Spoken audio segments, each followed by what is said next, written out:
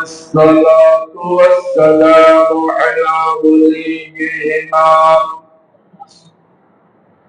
وعلى آله الطيبين وأصحابه الطاهرين أجمعين. أما بعد فقد قال الله تعالى عز وجل في كلامه القديم وقرآنه العظيم في شأن حبيبه ومحبوبه آمرا ومحضرا إن الله وملائكته يصلون على النبي يا أيها الذين آمنوا صلوا عليه وسلموا تسليما. اللهم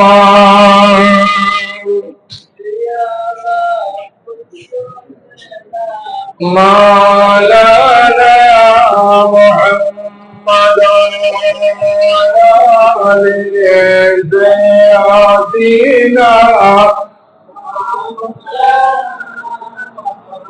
चमक तुझसे पाते हैं कि सब पाने वाले हैं, मेरा दिल भी चमकाने वाले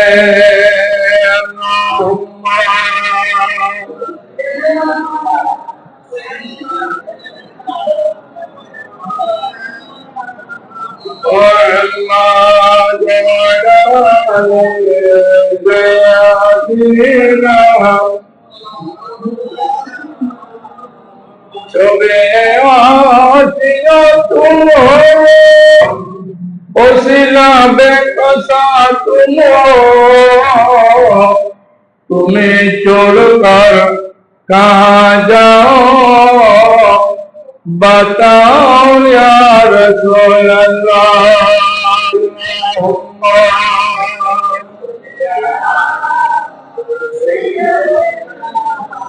मौलाना मुहम्मद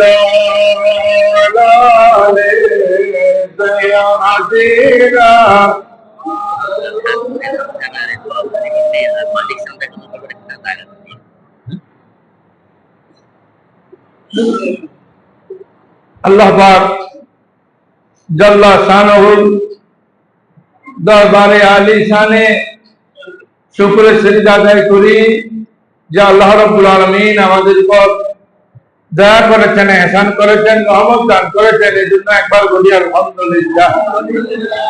আমরা মালাম জান্নাত আগে দারে মদিনার রয় তৈবা লক্ষ লক্ষ কোটি কোটি দরুদের সালাম প্রেরণ করছি, যার ওসিলায় আল্লাহ রাব্বুল আলামিন আমাদেরকে কারবালার শাহাদাতের মাধ্যমে ইসলাম দীক্ষা করেছেন। যে রাসূলের আওলাদদের মাধ্যমে আমরা একবার রাসূল করিমের উপর দরুদ শরীফ পড়ি সাল্লাল্লাহু আলাইহি ওয়াসাল্লাম। আজকের আলোচনার বিষয় মুহররমের 10 তারিখ কি কি করণীয় আছে এবং বর্জনীয় কি কি আছে, এবং বিশেষ করে হযরত ইমাম হোসেন রাদিয়াল্লাহু তাআলা আনহু সহ যে 72 জন শাহাদাত বরণ করেছেন তাদেরকে কারা শহীদ করেছেন, তাদের পরিচয় কি, 72 জন কেন শহীদ হয়েছেন, ওনাদের থেকে আমরা শিক্ষা কি পাই। রাসূলের আওলাদগণ শাহাদাত বরণ করে আমাদের পর্যন্ত ইসলাম পৌঁছেছেন, সত্যিকারের ইসলাম। কিতাবে এসেছে ইসলাম জিন্দা होता है हर কারবালা के बाद। ইসলামের যে সত্য এটা প্রচার হয়, এটা প্রমাণ হয় কারবালার পরে।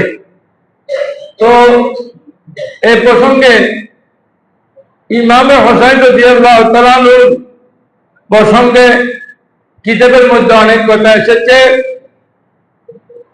এর পূর্বে আমরা মুহররমের 10 তারিখকে বলা হয় আশুরার দিন। আশুরা তো 10 মানে মুহররমের 10 তারিখ। এটা হলো আগামী রবিবার। আগামী রবিবার হলো মুহররমের 10 তারিখ। মুহররমের 10 তারিখের দিন কি কি আমরা আমাদের করণীয় আছে? এক, মুহররমের 10 তারিখ ইনশাআল্লাহ আমরা ফজরের নামাজটা বা জামাত পড়ার চেষ্টা করব। আল্লাহ বলতেন আকিমুস সালাতা ওয়া আতুজ যাকাতা ওয়ারকাউ মা'আর রাকিঈন। ফজরের নামাজটা জামাত সহকারে পড়বেন। এরপরে পবিত্র কোরআন শরীফ তেলাওয়াত করবেন, যতদূর পারেন কোরআন শরীফ তেলাওয়াত করবেন। আল্লাযীনা ইয়াতলুনা কিতাবাল্লাহ, কোরআন মজিদে এসেছে, হাদিস শরীফে এসেছে যে ব্যক্তি মান কারাআ হারফাম মিনাল কোরআনে ফালাহু আশরু হাসানাত, একটা অক্ষর যদি কেউ পড়ে, আলিফ বা তা, 3টা অক্ষর পড়লে আল্লাহ 30টি নেকি দান করবেন। সুবহানাল্লাহ। এরপরে যতদূর পারেন সাদকা করবেন, গরিব মানুষকে, দুঃখীকে সাদকা দিবেন, টাকা পয়সা দিবেন, কাপড় চোপড় দিবেন, দুপুরে খানা খাওয়াবেন, রাত্রে খানা খাওয়াবেন। আগামীকাল রাত শনিবার দিবাগত রাত, এটা হলো মুহররমের 10 তারিখের রাত, ওই রাতে খানা খাওয়াবেন। 4 নম্বর, ওই রাতে বা ওই দিনে বিশেষ করে রাতে নফল নামাজ পড়বেন, দিনেও নফল নামাজ পড়বেন, দিনে রাতে নফল নামাজ পড়বেন। আর রোজা রাখবেন। হাদিস শরীফে এসেছে, আল্লাহ রাসূল ইরশাদ করেছেন সিয়ামু ইয়াউমু আশরা আওতাসিবু আলাল্লাহ। আল্লাহ রাসূল বলেছেন যে মুহররমের 10 তারিখের রোজার কারণে আল্লাহ 1 বছরের গুনাহ মাফ করে দেন। বরকত করবেন না সুবহানাল্লাহ। তাহলে মুহররমের 10 তারিখ হলো রবিবার, রবিবারে রোজা রাখবেন, সাথে শনিবারে রোজা রাখবেন, অথবা না পারলে সোমবারে রোজা রাখবেন, 2টা রাখবেন কমপক্ষে। কারণ হাদিস শরীফে এসেছে হালিকুল ইহুদা ওয়ান নাসারা, ইহুদি নাসারা রোজা রাখে একটা, আপনারা রাখবেন কয়টা? হাদিস শরীফে আছে ইহুদি নাসারার সাথে আপনারা সম্পর্ক রাখবেন না। আর যারা মুসলমানের মধ্যে যাদের ইমানে ফসল ধরেছে, যাদের ইমান ডায়াবেটিস লাগছে, যাদের ইমানে, তারা কিন্তু ইহুদি নাসারার সাথে সম্পর্ক বেশি, মুসলমানের সাথে মুসলমানের সম্পর্ক কম রাখে। আল্লাহ হেদায়েত করুন, আমিন বলেন। এরপর এতিম যাদের বাবা নাই, ছোট বাচ্চা, তাদেরকে যতদূর পারেন সাহায্য করবেন, টাকা পয়সা দিবেন, খাবার দিবেন, মাথায় হাত বুলিয়ে দিবেন। মুহররমের 10 তারিখ মাথায় হাত বুলিয়ে দিবেন। মুহররমের 10 তারিখ আপনার ঘরে একটু বিভিন্ন আইটেমের খানা করবেন, যার যার তৌফিক অনুযায়ী। কেননা কিতাবে এসেছে যদি মুহররমের 10 তারিখ মান ওয়াসা আলা ইয়ালিহি, যারা নিজের পরিবার পরিজনকে ওই দিন মুহররমের 10 তারিখ রাত্রে দিনে যারা একটু বেশি করে খাবার দিবেন, বিভিন্ন আইটেমের খানা তৈরি করে খাবেন, আল্লাহ রাব্বুল আলামিন তাদের জন্য সারা বছর ভালো খানার রিজিক দান করবেন, বলছেন সুবহানাল্লাহ। তাই খাওয়ার পরে কিন্তু ইবাদতে মশগুল থাকতে হবে, ইবাদত করবেন। খাওয়ার পরে শুধু ঘুমাইলে হবে না, খাবারের পরে মুহররমের 10 তারিখ অন্যদিন গোসল না করলেও মুহররমের 10 তারিখ গোসল করবেন ভালো করে, কারণ পবিত্র হয়ে ইবাদত করলে আল্লাহ তাড়াতাড়ি কবুল করেন। ইন্নামা ইয়াতাকাব্বালুল্লাহু মিনাল মুত্তাকিন, যারা নেককার দিনদার তাদের থেকে আল্লাহ বেশি কবুল করেন, কারণ ওরা বেশি আল্লাহর কাছে রহমত বরকত পায় যারা মুহররমের 10 তারিখ এই সমস্ত কাজগুলো করে। বিশেষ করে যাদের সাথে যাদের কথাবার্তা হয় না, কথাবার্তা নাই, দুইজনেই মুসলমান, দুইজনেই নামাজ পড়ে, কিন্তু একজনের সাথে একজন কথা বলে না। ওই দিন একজনের সাথে একজন কথা বলবেন, সালাম দিবেন, মুহররমের 10 তারিখ সালাম দিবেন। মুহররমের 10 তারিখ অনেক জিনিস হয়েছে, আল্লাহ অনেক নিয়ামত দান করেছেন। বিশেষ করে আল্লাহ বড় বড় নবীদেরকে, বড় বড় 10 জন নবীকে 10টি বড় বড় নিয়ামত দান করেছেন। বড় করে বলি সুবহানাল্লাহ। এগুলো ইনশাআল্লাহ আমি জুমায় জুমায় বিস্তারিত আলোচনা করার চেষ্টা করব। তো মুহররমের 10 তারিখ আরেকটি যে ঘটনা ঘটেছে, হৃদয় বিদারক ঘটনা, সেটি হলো রাসূলের পরিবার পরিজন, শিশু, মহিলা সহ যে একসাথে শহীদ করে দিয়েছেন মুহররমের 10 তারিখ। এটাও মুহররমের 10 তারিখ হয়েছে। আল্লাহ ওই শহীদদের উসিলায় আমাদের জীবনের গুনাহ মাফ করে দিক, আমিন। আল্লাহ তাদেরকে রবের দরজাত করুন, আমিন। তাহলে মুহররমের 10 তারিখ অত্যন্ত গুরুত্বপূর্ণ একটি দিন, একটা অত্যন্ত গুরুত্বপূর্ণ রাত। ওই রাতে, ওই দিনে ইবাদত করবেন, জিকির করবেন, তাসবিহ তাহলিল পড়বেন, যে যতদূর পারেন ইবাদতে মশগুল থাকবেন। আপনার সদকা করার তৌফিক নেই, 10 টাকা পারেন 10 টাকা দিবেন। আপনার সদকা করার একেবারে সামর্থ্য নেই, 5 টাকা আছে 5 টাকা দিয়ে মসজিদে দান করবেন, সাথে গরিব দুঃখী মানুষদেরকেও দান করবেন।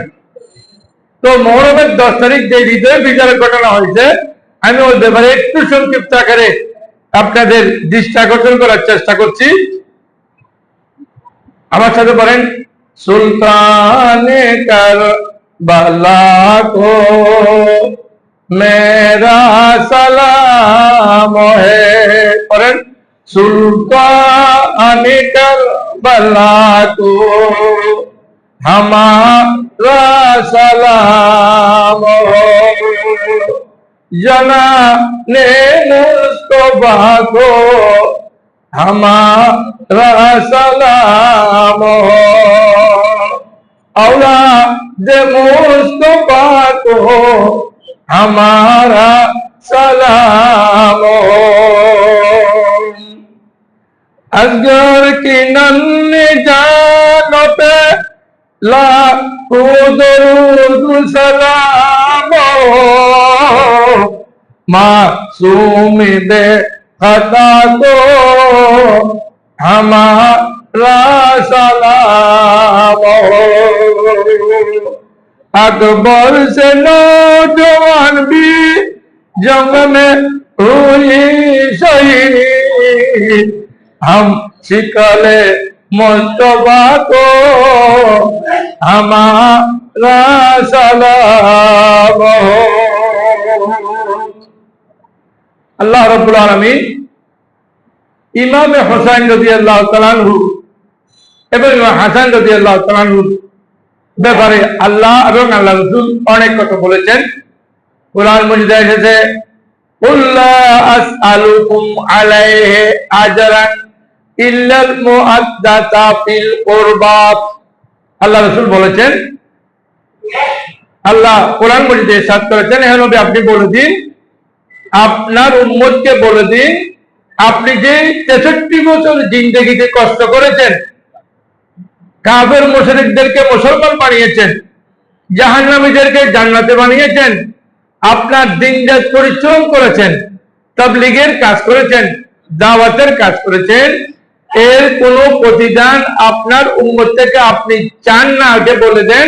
কিন্তু একটা জিনিস আপনার উম্মতের কাছে চাইবেন, ইল্লাল মুআদ্দাতা ফিল কুরবা, কিন্তু একটা জিনিস চাইবেন, সেটা হলো যে আপনার আওলাদ বংশধরদেরকে ভালোবাসতে হবে। এটা কিন্তু অপরিহার্য, এই জিনিসটা আপনি আপনার উম্মতের কাছে চাইবেন। তো আমরা নবীর আওলাদ, নবীর আল আয়াল, পরিবার পরিজনকে ভালোবাসতে হবে, এটা বাধ্যতামূলক। কেন? হাদিস শরীফে এসেছে, আল্লাহ রাসূল বলেছেন, হাউলায়ে আহলু বাইতি ওয়া খাসাতি, ওনারা হলেন হযরত আলী রাদিয়াল্লাহু তাআলা, হযরত ফাতিমাতুজ জোহরা এবং ওনাদের দুই সন্তান হযরত ইমাম হোসেন এবং ইমাম হাসান, 4 জনের উপর, ওনার 4 জনের উপর নবীজি সহ পর্দা দিয়ে উপরে পর্দা দিয়ে বলতেছেন, আল্লাহ ওনারা আমার বংশধর, আল্লাহ ওনারা আমার পরিবার পরিজনের সদস্য, ওনারা আমার বংশধর, আমার আওলাদ পর্যন্ত, আল্লাহ ওনারা আমার বিশেষ বিশেষ দুনিয়াতে আওলাদ পর্যন্ত আল্লাহ ওনাদেরকে ভালোবাসেন। অন্য হাদিসে এর থেকে হিসাবে এসেছে, ফামান আহাব্বাহুমা ফাকাদ আহাব্বাল্লাহ বা ফাকাদ আহাব্বানি, যারা ইমাম হাসান হুসাইনকে ভালোবাসেন ওরা আমাকে ভালোবাসেন, ওরা আল্লাহকে ভালোবাসেন। আল্লাহ আমাদেরকে হেদায়েত করুন, আমিন বলেন। ইমাম হোসেনকে শহীদ করে দিয়েছেন কারা? আসেন একটু সংক্ষিপ্ত আকারে ঘটনা শুনেন, সময় কম। ইমাম হোসেন রাদিয়াল্লাহু তাআলা আনহু ছিলেন মদিনা শরীফে। এইদিকে এজিদ রাষ্ট্রপতি হয়ে গেছে।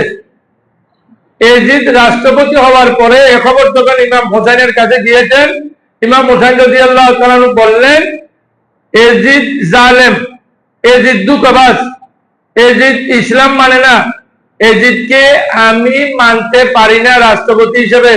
এজিদ হলো জালেম, দুঃখবাজ, এজিদ অত্যাচারী, এই অত্যাচারীকে আমি রাষ্ট্রপতি হিসেবে মানতে পারি না।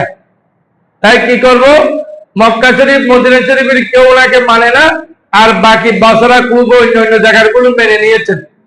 এরপরে হঠাৎ করে বসরা থেকে কুফা থেকে ইমাম হোসেন রাদিয়াল্লাহু তাআলা আনহুর নিকট চিঠি যেতে লাগলো। তখন কিন্তু টেলিফোন ছিল না। চিঠি যেতে যেতে যেতে যেতে কয়েক বস্তা চিঠি গিয়েছে ইমাম হোসেনকে আসার জন্য। ইমাম হোসেন রাদিয়াল্লাহু তাআলা নিজের চাচাতো ভাই হযরতে আকিল রাদিয়াল্লাহু তাআলা আনহুকে, ইবনে আকিলকে ওনার সন্তানদেরকে নিয়ে উনি কুফার জমিনে উপস্থিত হলেন। কুফা এটা কোথায়? ইরাকে। কুফা ইরাকে না? কুফা ইরাকে। সেখানে উপস্থিত হলেন। উপস্থিত হওয়ার পর দেখতেছেন যে ইমাম হোসেন রাদিয়াল্লাহু তাআলা আনহুর পক্ষে 1200 মানুষ তখন স্বাক্ষর দিয়ে মসলাকা দিয়ে ইমাম হোসেনের পক্ষে আমরা পাপিষ্ঠ এজিদকে প্রেসিডেন্ট মানি না, পাপিষ্ঠ এজিদকে প্রধানমন্ত্রী মানি না, আমরা ইমাম হোসেনকে মানি, এই কথা বলে ইমাম হোসেনকে সংবাদ দিয়েছেন। আর ইমাম হোসেন রাদিয়াল্লাহু তাআলা ছিলেন মদিনা শরীফে। রাসূলের রওজা পাকে গিয়ে বলেন, আখেরি সালাম লো ওহে নানা জান, তোমারি হোসেন যায় কারবালার ময়দান। আখেরি সালাম লো ওহে নানা জান, তোমারি হোসেন যায় কারবালার ময়দান। ইয়া রাসূলুল্লাহ, আমি কারবালার ময়দানে চলে যাচ্ছি। ইমাম হোসেনকে অনেকেই নিষেধ করেছেন যে কুফাবাসীর অনেক মানুষ বেওফা, কুফাবাসী অনেক টাকাবাজ, কুফাবাসী মানুষ অনেকেই দুঃখবাজ, সবগুলো না আবার দুঃখবাজ, টাকাবাজ, বেঈমান, মুনাফিক আছে কুফার মধ্যে। যারা আপনার বাবা ইমামে আলী রাদিয়াল্লাহু তাআলা শহীদ করেছেন কুফাবাসী, আপনি সেখানে যাবেন না। যারা আপনার বড় ভাই ইমাম হাসানকে শহীদ করেছেন বিষ খাওয়ায়ে, ওই কুফায় আপনি যাবেন না।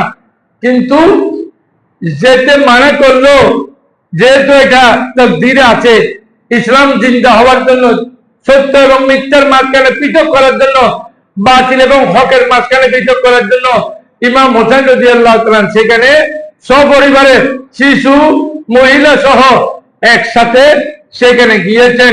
কোথায়? আস্তে আস্তে গিয়ে কুফায় পৌঁছেছেন।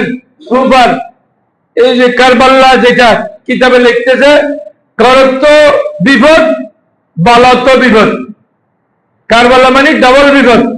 যেখানে ডবল বিপদ হয় সেখানে পৌঁছেছেন। কেন পৌঁছার কারণ হলো রাসূল করিম সাল্লাল্লাহু আলাইহি ওয়াসাল্লাম দুনিয়াতে থাকাকালীন সময়ে একটা বোতল দিয়েছেন হযরত উম্মে সালামা রাদিয়াল্লাহু তাআলা আনহাকে, যে হযরত উম্মে সালামাকে বলছেন এই বোতলের মধ্যে যে মাটি আছে, এই মাটিটা হযরত জিবরিল আমিন এনে দিয়েছেন। এই মাটি যেই দিন লাল হয়ে যাবে সেই দিন বুঝবেন আমার নাতি ইমাম হোসেনকে কুফার জমিনে, কারবালার জমিনে শহীদ করে দিয়েছেন। ইন্না লিল্লাহি ওয়া ইন্না ইলাইহি রাজিউন।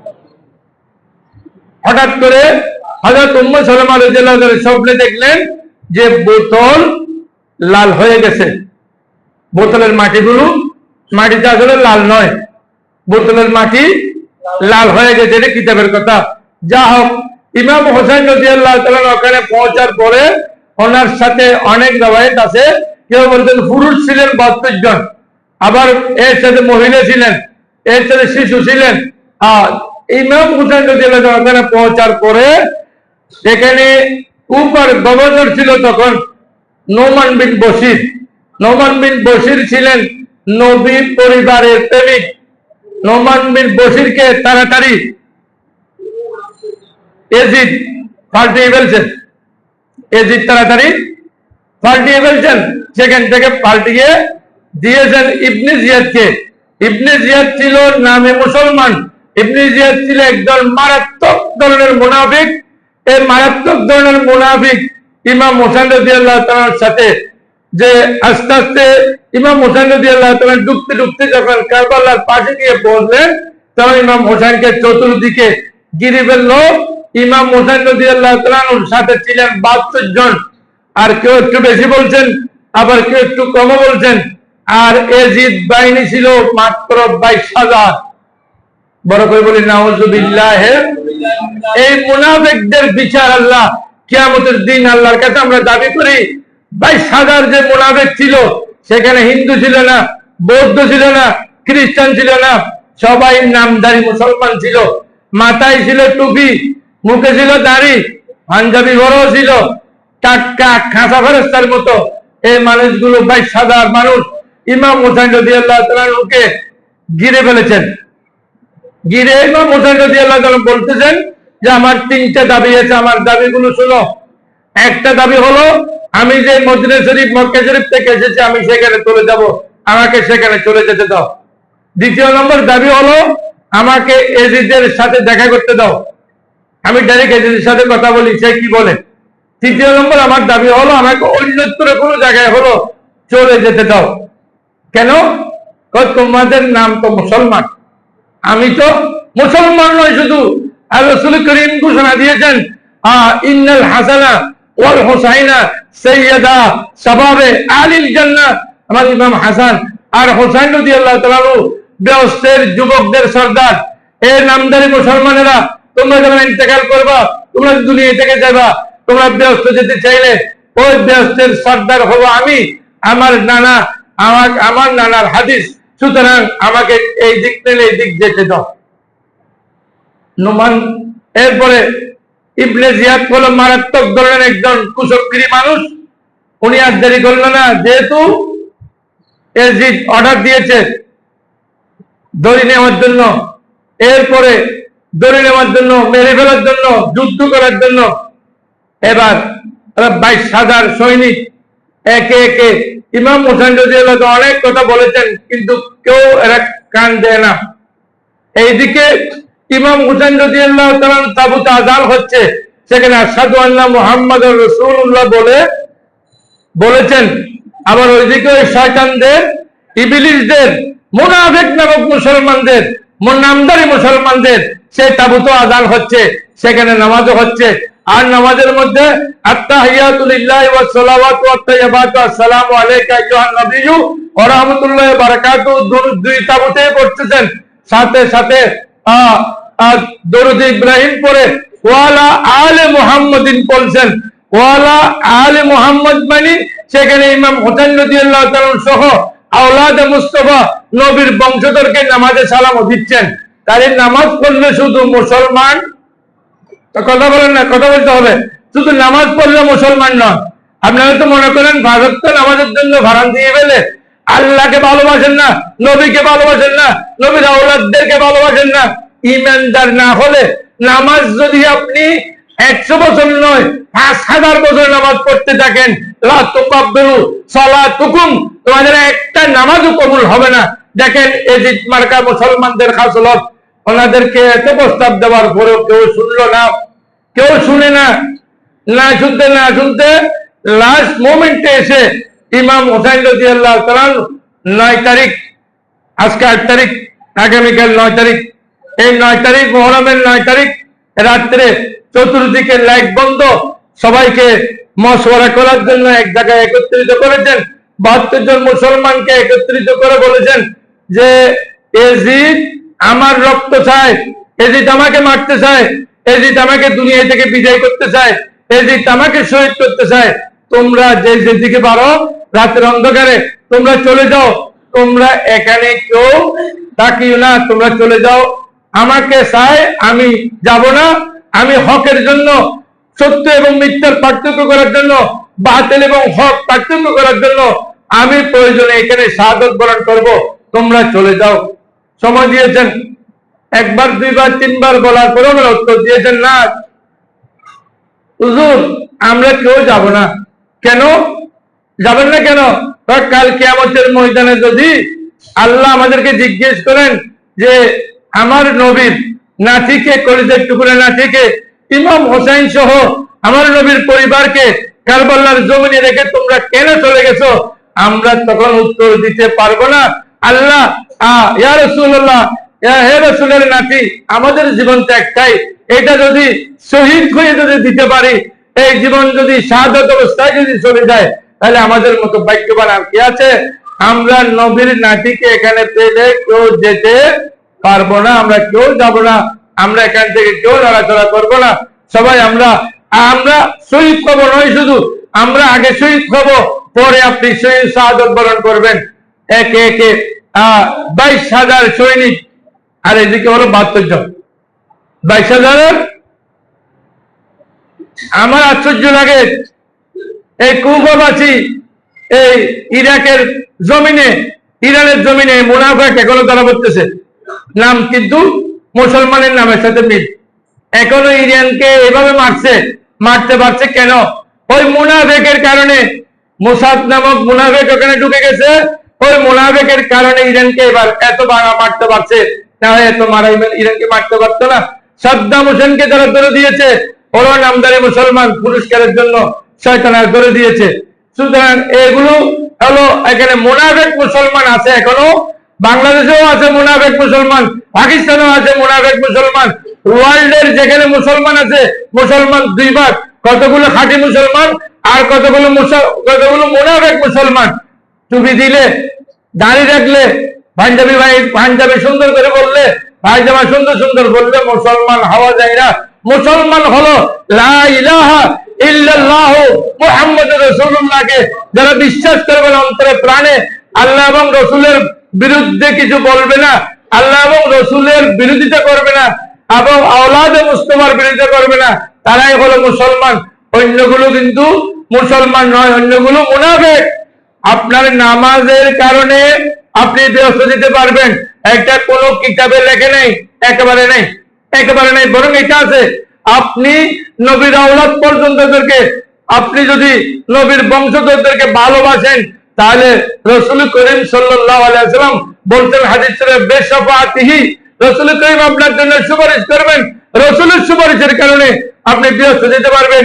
ঈমান থাকলে পরে আপনি ব্যস্ত যেতে পারবেন। এখানে আমার একটি কথা, এটা সবসময় খেয়াল রাখবেন, ঈমান আগে, নামাজ পরে। কথা বলেন, সবাই বলেন একটু, ঈমান আগে, নামাজ পরে, ঈমান আগে, রোজা পরে, ঈমান আগে, হজ পরে। ঈমানের যদি ত্রুটি হয়, ঈমানের যদি কোনো ধরনের ডায়াবেটিস লাগে, ঈমানের সাথে যদি ইলেকট্রিক লাগে, ঈমানের সাথে যদি আপনার কোনো রোগ হয়, ঈমানের সাথে যদি ক্যান্সার রোগ হয়, তাহলে আপনার এগুলো কোনো কাজ আসবে না। এই জন্য কোনো মৌলবী, কোনো তৌলবী, কোনো ফকি, কোনো মুহাদ্দিস, কোনো মুফাসসির, কোনো আন্তর্জাতিক বক্তা আপনাকে জাহান্নাম ছাড়া জান্নাতে নিতে পারবে না। কেন? ও জাহান্নাম মে গয়া জুন সে বেপরওয়া হুয়া, আয় খলিলুল্লাহ কো ও হুব্বে রাসূলুল্লাহ, আর রাসূলের প্রেম ছাড়া, রাসূলের ভালোবাসা ছাড়া আপনি মুসলমান হতে পারবেন না। মুসলমান হলে ওই 22,000 এজিদ মার্কা মুসলমানের সাথে আপনার হাসর নসর হবে। একটু খেয়াল করেন, বাংলাদেশ সহ ওয়ার্ল্ডের বিভিন্ন জায়গায় বলতেছে, বিভিন্ন জনে বলতেছে এজিদের কোনো দোষ ছিল না। বড় করে বলবেন না, আপনাদের বয়স কত এখন? ওনার বয়সটা কম হলে 80 বছর হবে, 70 বছর বাড়িয়েছে। 70 বছরে কোনোদিন শুনছেন এজিদ নামক আর কোন মানুষ, দ্বিতীয় মানুষ পৃথিবীর মধ্যে জন্মগ্রহণ করেছে? কেউ নাম দিয়েছে? কেন? এজিদ শয়তান হওয়ার কারণে আর কেউ নাম দেয় নাই। যারা ইসলামী স্কলার নাম দিয়ে, ইসলামী চিন্তাবিদ নাম দিয়ে এজিদের কোনো দোষ নাই বলতেছে, ওরা আলেম নয়, ওরা আলেম মার্কা জালেম, ওরা আলেম নয়, ওরা হলো এজিদের 22,000 সৈনিকের দোসর, ওরা হলো এজিদ প্রেমিক, ওরা হলো এজিদের দোসর, ওরা কোনো আলেম নয়। এজিদ এত কাণ্ড ঘটানোর পরে এজিদের চরিত্র কি ছিল ওগুলো যদি আপনারা জানেন তাহলে মুখে হাত দিবেন। যাক, এগুলো আজকের কালকের নয়, এগুলো অনেক দিন আগের ইতিহাস আছে। এজিদ কে ছিল যদি পারি আমি একদিন বলবো। তবে এটা বলেন, এজিদ নিজের বোনকে, নিজের সৎ মাকে বিবাহ করা জায়েজ দিয়েছে। বড় করে বলবেন না নাউজুবিল্লাহ। এই সুযোগে এজিদের কারণে অনেকে হযরত আমির মুআবিয়া রাদিয়াল্লাহু তাআলা আনহু এজিদের বাবাকে গালি দেয়। এটা কিন্তু সম্পূর্ণভাবে নিষেধ। কেন? হযরত আমির মুআবিয়া রাদিয়াল্লাহু তাআলা আনহু উনি তো ভালো লোক ছিলেন, উনি রাসূলের সাহাবী ছিলেন। শুধু রাসূলের সাহাবী নয়, আমির মুআবিয়া রাদিয়াল্লাহু তাআলা কাতেব ওহী ছিলেন। আমির মুআবিয়া রাদিয়াল্লাহু তাআলা রাসূল করিমের আত্মীয় ছিলেন। সুতরাং ওনাকে গালি দেওয়া যাবে না, কোন মুসলমান ওনাকে গালি দিতে পারবে। যাক, আমার কথা এত শেষ। একটু 2 মিনিট আরেকটি কথা শুনেন। এই মুহররমের 10 তারিখ অনেকে গোড়া বাইর করে, গোড়া বলে এটা গোড়া, গোড়া কি? ছুরি নিয়ে, তলোয়ার নিয়ে হায় হুসাইন, হায় হুসাইন, হায় হুসাইন করে। ওরা হলো ইবনে সাবার গোষ্ঠী। ইবনে সাবা কারা? যারা কুফায় ইমাম হুসাইন রাদিয়াল্লাহু তাআলার কাছে চিঠি লিখেছেন আসার জন্য।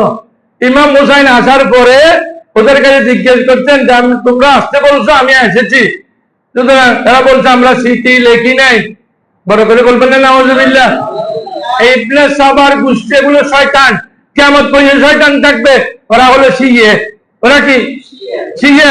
ওরা নিজের শরীরে নিজে ছুরি মারলে সওয়াব আছে, কোন কিতাবে কোন আলেম দেখাইতে পারবে না। নাই, নিজের গায়ে নিজে ছুরি মারে, একেবারে মেরে ফেলে না। আবার এখানে মারে না, কোথায় মারে? এইদিকে মারে, এইদিকে মারে, ওইদিকে মারে, এইদিকে মারে। এটার দিয়ে কি সওয়াব আছে? কেউ বলছে? এটাকে বলে মুরসিয়া।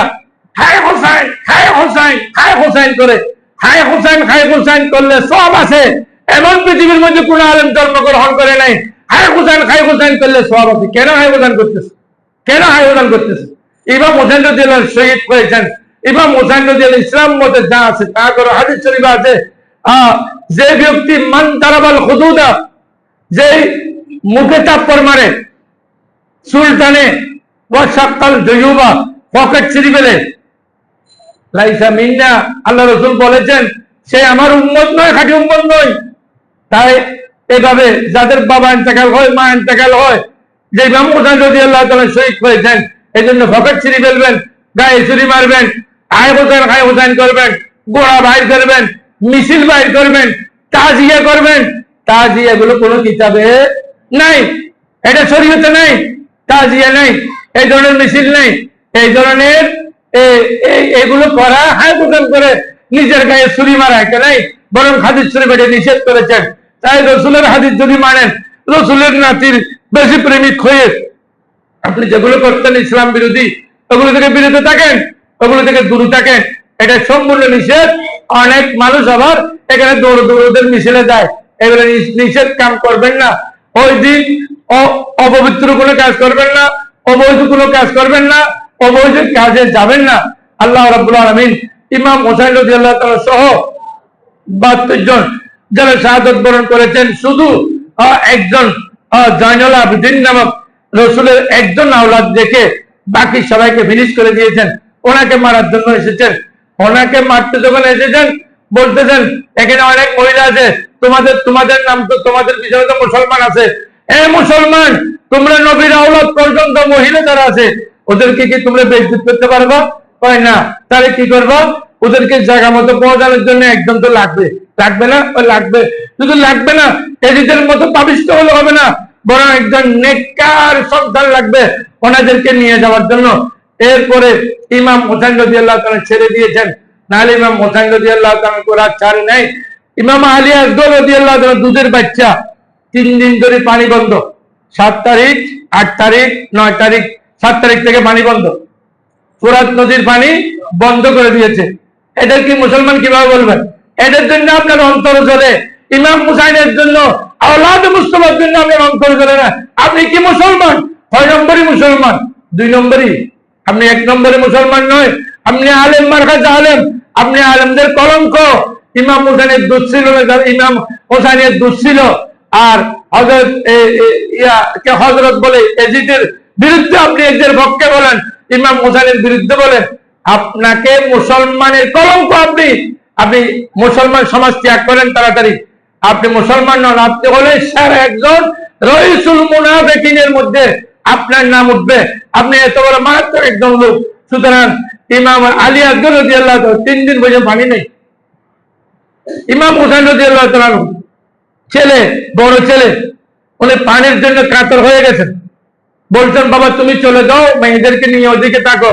কয় না আব্বা, আমি শাহাদাতের সুগন্ধি পাচ্ছি, আমি শাহাদাত বরণ করবো, এর আগে আমাকে একটু পানি দেন। পানি কোথায় পাবো? আর কিতাবের মধ্যে এসেছে ইমাম হুসাইন রাদিয়াল্লাহু তাআলা নিজের জিহ্বা মুবারক বের করে দিয়েছেন। আর ওইদিকে ইমাম হুসাইন রাদিয়াল্লাহু তাআলা বড় ছেলে, উনি এখান থেকে জিহ্বার সাথে জিহ্বা লাগিয়ে এখানেও শুকনা ওখানেও শুকনা, কোনো পানি নেই, পানি ছাড়া ইন্তেকাল করেছেন, শাহাদাত বরণ করেছেন। ইন্না লিল্লাহি ওয়া ইন্না ইলাইহি রাজিউন। ওইদিকে আলী আসগর রাদিয়াল্লাহু তাআলা নিয়ে কোলে নিয়ে পানির জন্য ফোরাত নদীর পাশে যাওয়ার পরে চতুর্দিকে তীর থেকে তীর মেরে আলী আসগর রাদিয়াল্লাহু তাআলা দুনিয়া থেকে বিদায় করে দিয়েছেন। ইন্না লিল্লাহি।